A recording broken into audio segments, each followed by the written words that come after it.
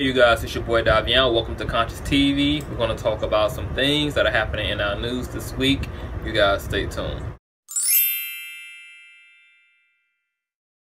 Rapper Xxxtentacion was shot dead outside of a motorsport store. Apparently it was a attempted robbery as far as we know. I've been seeing the posts all over my Facebook, and it's been interesting as always to see the disparaging comments that are left underneath these type of stories, because while situations like this where somebody has passed away for whatever reason, we should just be sending our condolences. There's always a insertion of people's opinions about whether this person even deserves to be acknowledged and whether their death is even meaningful or just how meaningless their death is.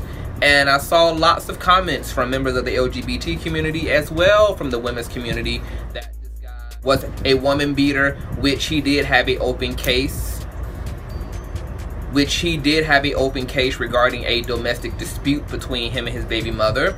And he also apparently at some point in the past spoken about how he brutally beat the living hell out of another man in a cell with him who was looking at him, and he perceived this guy to be gay and nearly stumped him into a bloody pulp. You can use his death and the controversy around his life as a way to have a larger conversation, but this particular guy is gone. He's estranged from the conversation because he's dead due to other circumstances in his life that does not pertain to being a womanizer or a woman abuser, and that does not pertain to being a homophobe. So I don't exactly know why those things have to be inserted into a conversation. End of the day, this is someone's son, someone's brother, someone's best friend, and this man is no longer here to defend himself, and there are people who love him who are genuinely mourning his death. And I think that it's unfair for them to see posts and have to be exposed to the nastiness that exists within the comment section, where people are saying basically fuck him, fuck his life, he deserved to die, he nearly killed a gay man, he's brutalized his baby mother. And while I understand those things too, that should have been an argument and a fight to have with him when he was still alive. To do all of that now that this man is dead, this young man at that is dead, is just fucking tacky and absolutely re-fucking ridiculous. The larger conversation I do want to have as a result of his death though has to do with gang violence and why black men are drawn to gang violence and why they are drawn to this expression of music and this culture of molly popping and drugs, inebriation, and where this comes from, and violence and perpetuation of violence. Now when it comes to conversation around what's going on with black youth in America, what's going on with the level of violence and rebellion and disrespect that this generation has for everyone around them, including one another and themselves, the question is always around TV, media, social media, the internet, music, and if these things obviously have an impact on culture.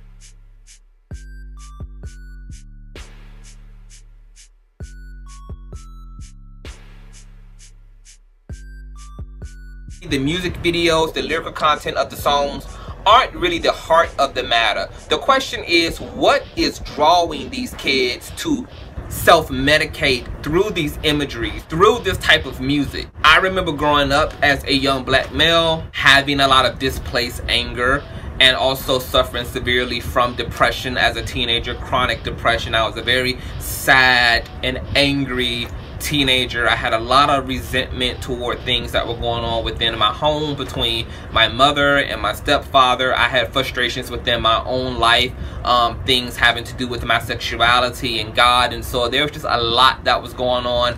And nobody ever taught me about anger management. Nobody ever taught me about how to manage my emotions. Nobody ever taught me how to unpack my sadness, unpack my anxiety, unpack my paranoia, unpack my defensiveness. When you're raised in what could be considered low economic, low income environments and scenarios, you aren't afforded the resources that people of a higher echelon are afforded. Therapy, doctors. Black people at the bottom of that pyramid simply raise their kids to get through school, be well behaved, go to college, and make something out of yourself.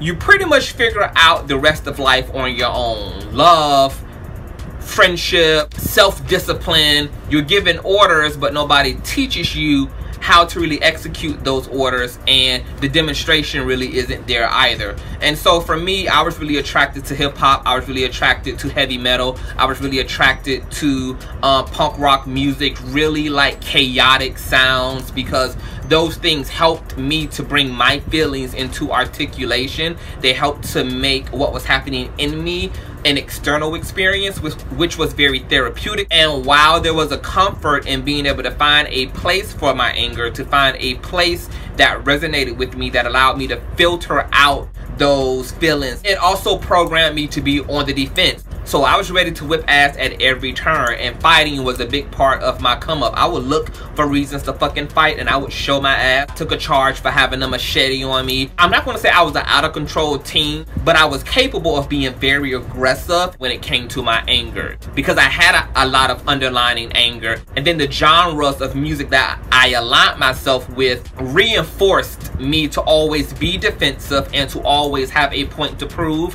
and to prove it well, and to prove it pretty fucking violently. Each generation is suffering even more from post-traumatic stress syndrome, and there's a lot of different factors that have to do with that. Upbringing, what's going on nationally, what's going on collectively, what's going on communally, what's going on locally, what's going on internally, what's going on within your solo self. All these contributing factors, and the rise of the internet and how information is bombarded onto us, increases this anxiety, this dissatisfaction. And at the bottom line, we have to address mental health, and we have to really take that seriously, especially for this generation that's coming up, because they have the anxiety and the stress of also managing and seeing their lives through the lens of social media and the internet, which is a big integral part of this generation's life, and no other generation has had to manage this. For one, I think that we can start with education. I think that in all urban, especially District 1 schools, where you have large masses of low-income children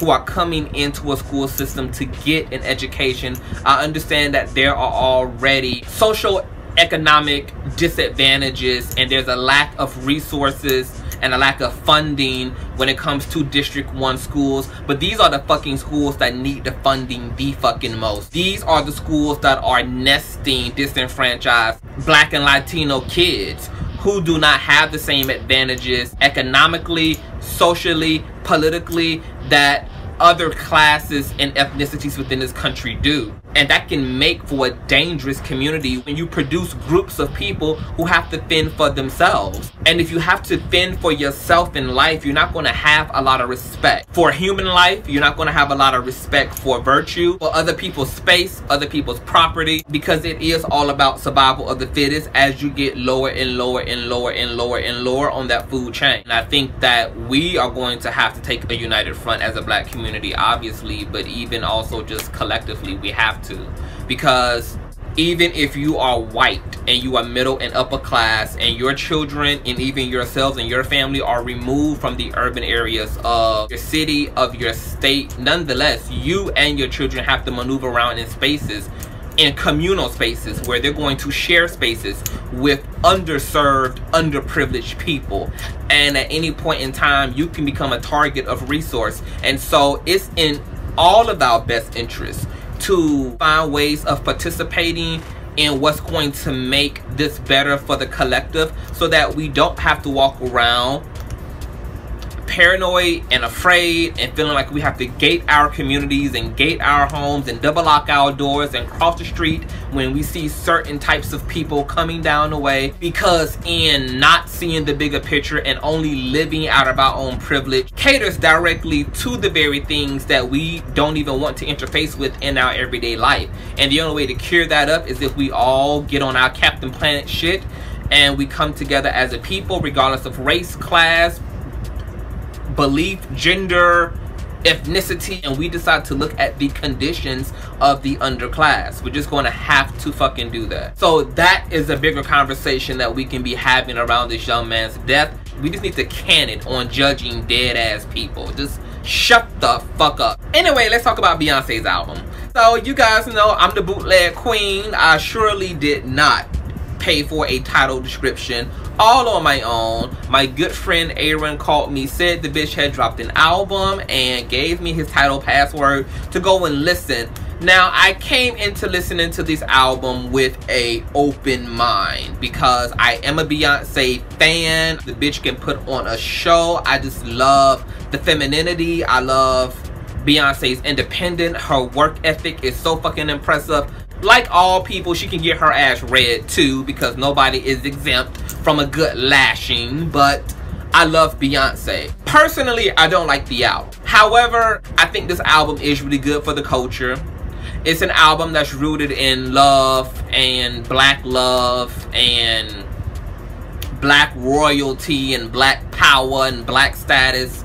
And it's really the romantic storytelling of a couple who had to take a epic pilgrimage across heartbreak and betrayal and having irreconcilable differences and having that love make 360. And so because of the context of the album and because of the context of what we know Jay-Z and Beyonce has been through, I can appreciate the album. I can appreciate the joint venture. I love it for that. Personally, it's not my personal style of music. Beyonce adapts whether you want her to or not. And because she adapts, it keeps her fucking relevant. My favorite songs were, I think, Is It Happy Love?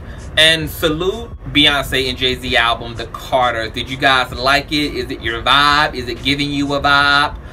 What do you think about where Beyonce is going? All of the rules are being broken. It is a part of entering into the age of Aquarius.